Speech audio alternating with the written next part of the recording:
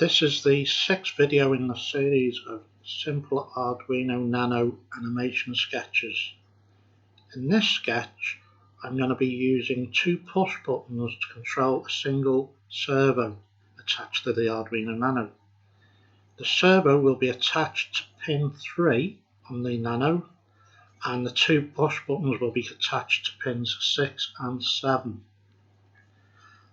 I'm going to be using the servo.h library for this to control the servo. This has two built-in functions which we're going to use, .attach and .write. The .attach requires you to input the pin number that the servo is attached to on the Nano. The .write requires a value to be put in either between 0 or 180 or a named variable. So if you're going to use the named variable, you set the variable and tell it the value. Here you can see I include the servo.h library, as I say, which is a built-in library in the Arduino IDE, so you do not need to install it. I then create the object, so servo1. I then define the close button, which I tell it is on pin 6. I define the thrown button, which is on pin 7. I then use two constant int variables, which I use for recording the closed position and thrown position. So closed equals 0, so 0 degrees for the servo. Thrown equals 90 degrees. I then create two byte variables, the first one being closed pressed and the second one thrown pressed.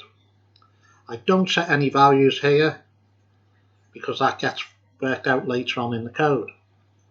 In the void setup, you can see there's only 4 lines of code required.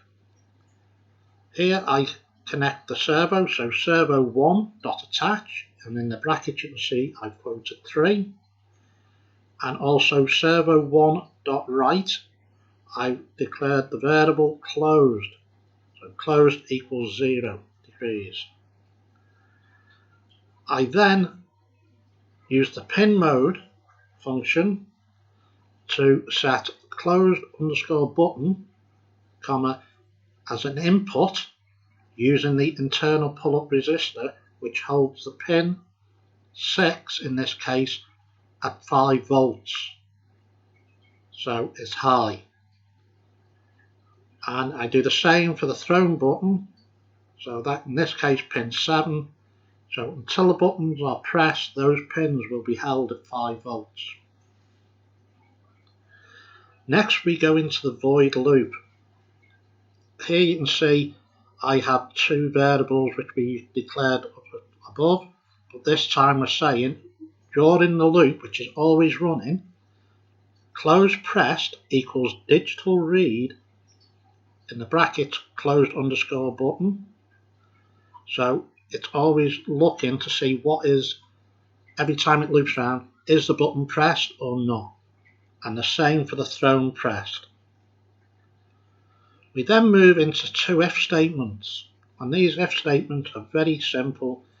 All it does is if the closed pressed equals low, we then want you to servo1.write closed.